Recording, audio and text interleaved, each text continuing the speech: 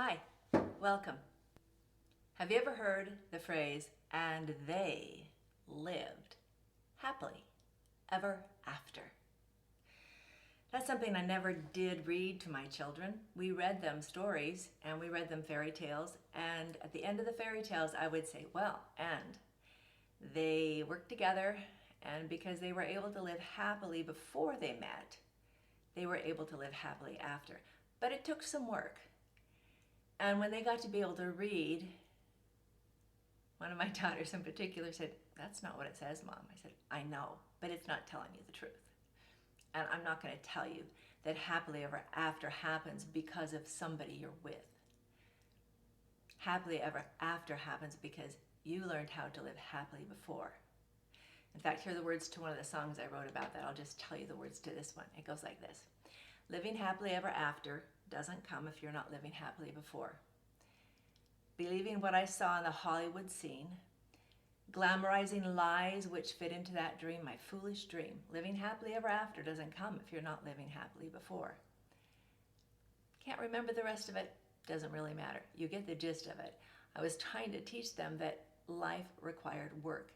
Some people may think I was taking their childhood and the magic away from them, and they don't hate me today and haven't told me that I did that, so maybe I didn't.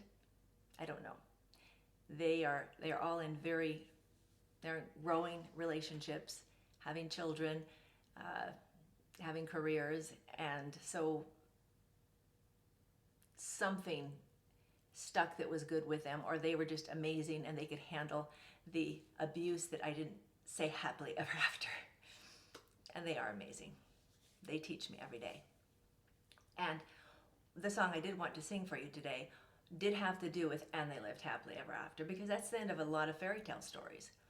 And every story we tell ourselves about what happened yesterday, or what's going to happen tomorrow, or what's happening right now, affects how we feel inside, and how we feel inside motivates how we act.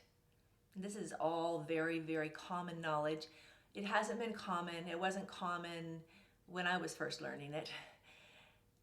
In fact, I could not figure out why.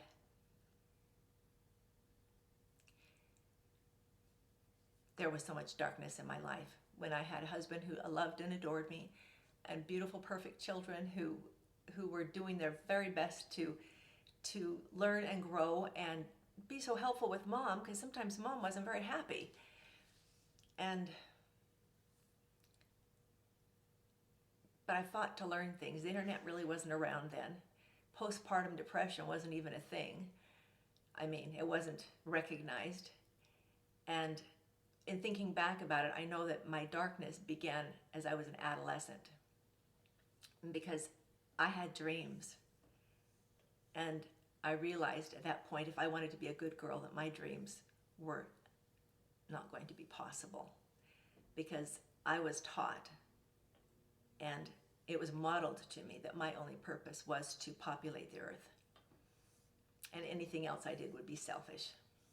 And I could do something else if maybe my husband wasn't going to be providing or something, and I had to have a job because he wasn't doing his job. And so, then I would work outside the home. Then it would be okay, or whatever. Then I could have some kind of a career, or do something that I had in my heart to do. But so that those dreams that I had just started to chip away and die. And I couldn't figure out how people would know what they wanted to do in life, because I knew what I wanted to do, but I wasn't allowed to, so I had to deny that.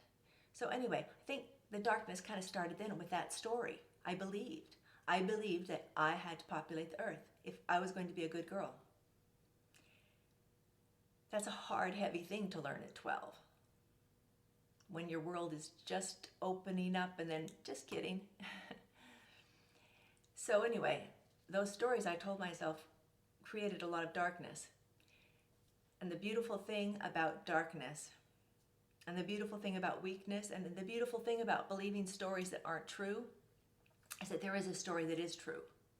There is a truth that will liberate you from the lies that story is perpetuating, and the darkness it's perpetuating. And that's what happened with me.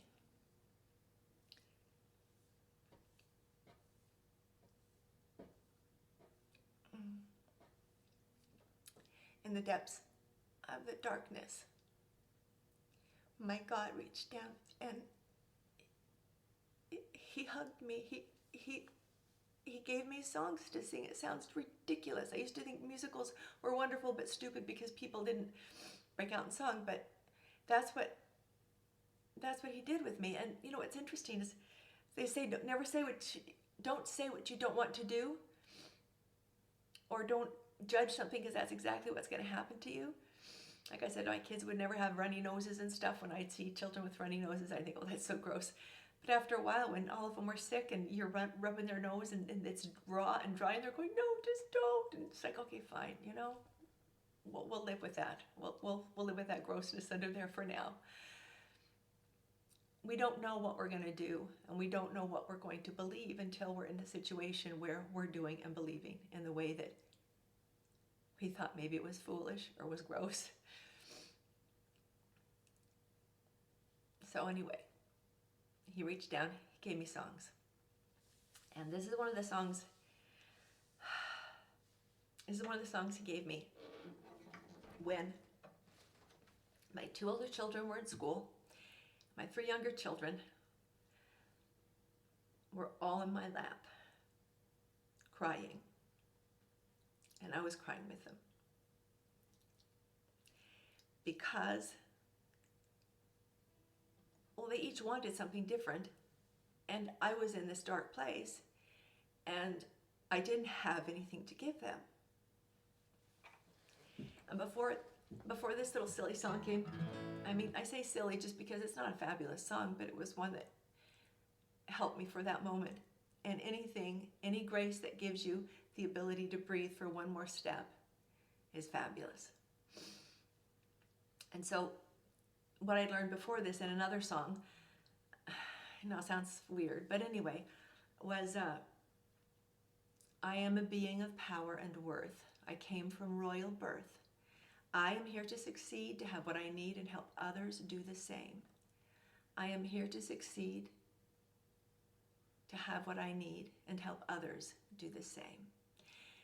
And there's a little more to the words and stuff to that song, but when I got that song, it was like, if you've seen Princess Bride, I was like her when she said, I will never love again. She's sitting in the rocking chair. I was never going to be in that darkness again. I knew I never would be because I had my answer. I was told. I mean, the words just come into my head. I mean, I didn't fashion them. Anyway, you are here to succeed, to have what you need, to help others do the same. You are here to succeed, to have what you need, and help others have the same. Not do it for them. Sometimes that's how we try to help, is by doing it for them. That doesn't help. But then after that, okay, one more thing. And so I kind of got, I guess, marching orders then. And I thought, okay.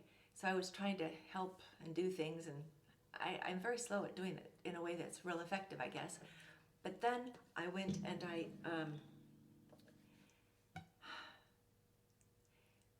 was always pleading for redemption from the darkness.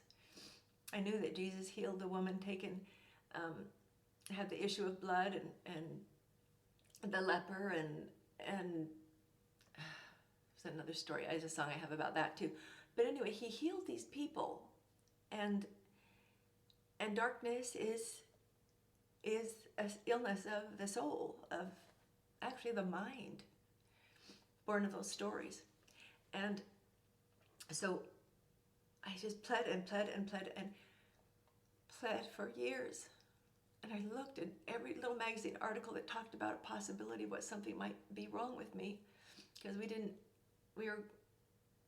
had a lot of children, and my husband was going to graduate school at the time, and we got our bachelor's degrees with 2 children, and we kind of did things backwards, the hard way, the way that you're kind of basically destitute for the first 20 years of your marriage. But we made it. But in that, there wasn't, we never had insurance, and there was no money for any kind of counseling or help. So I just was always looking because I knew I needed help. And then I was always praying and pleading and reading my scriptures and just pleading. One day, I was on my knees and the words came in my head, "I'll heal you with the songs I give you." I opened my eyes and I looked up, I thought, that's ridiculous. And I said, that's ridiculous. Where'd that thought come from? I mean, I'm praying and I'm listening and it comes into my head. So, I mean, where did it come from? You decide.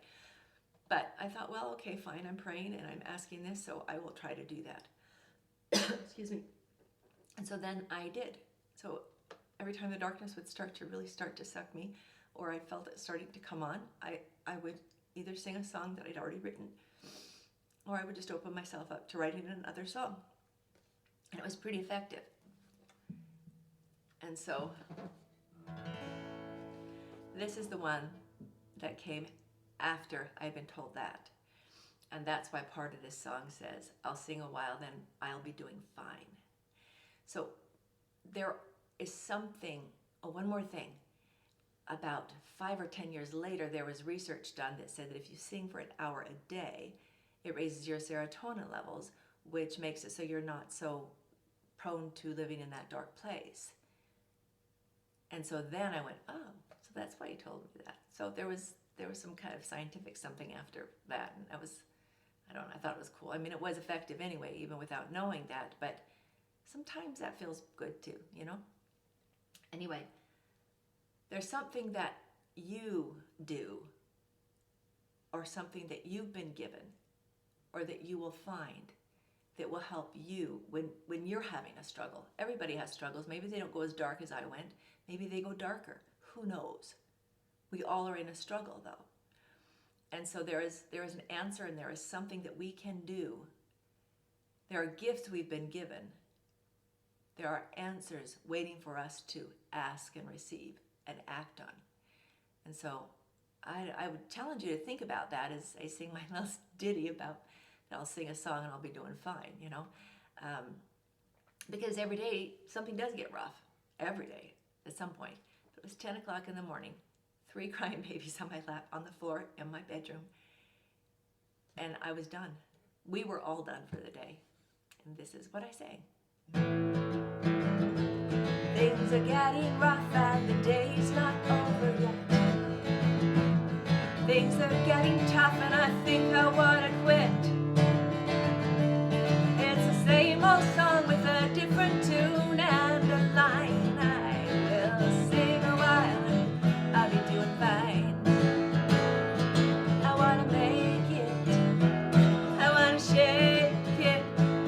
I want to be the master of my pain. I want to make it, and I will shake it, so I live before it's too late. I'll be better able to deal with the demands thrown at me from every direction in the land. I will then see my world differently than before, and discouragement will not be at my door. I want to make it, I want to shake it, I want to be the master of my fate. I want to make it, and I will shake it, so I live before it's too late, before it's too late, before it's too late. And my kids were okay with me doing that at that point. Actually, one of my children, when I would sing, he would put his hand on my mouth and say, "Stop song, Mom." But that's okay. So I was able to get through that morning. And those little gifts of grace are available for you as well. That's my story. And I'm going to close this off, and then I'm going to do one more so it doesn't have to be a long one. And then I'll sing a song called What Story? If you like, Please subscribe, share, and comment. I'm Sarah D. Make it a great day.